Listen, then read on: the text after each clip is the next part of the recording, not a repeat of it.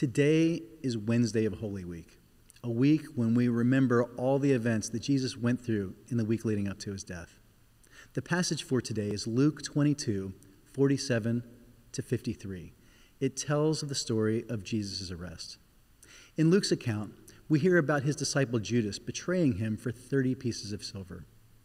We also learn about the religious leaders of the day there to arrest him like a violent criminal.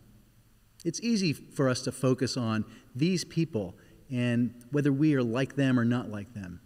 But the central focus in this passage is Jesus. While in yesterday's passage we heard about Jesus' agony, and we heard his prayers to God asking if there was some way for him to not have to drink from this cup, as he said. But he finished each of these prayers saying, "Not my will, but your will."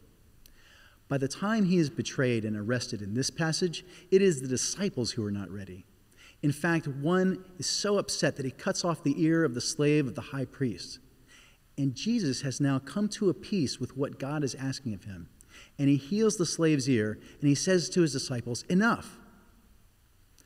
Now the events are unfolding. Jesus is ready, and he is helping those around him.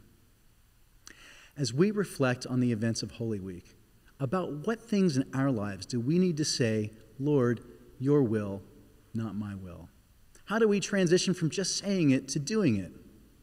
I encourage all of us to take the example of Jesus, who genuinely struggled with what God was asking him to do. He shared his heart with God in prayer, and yet always acknowledged God's higher purpose for him. And then, when the events started to unfold, he embraced God's will, and he helped those around him embrace God's will too.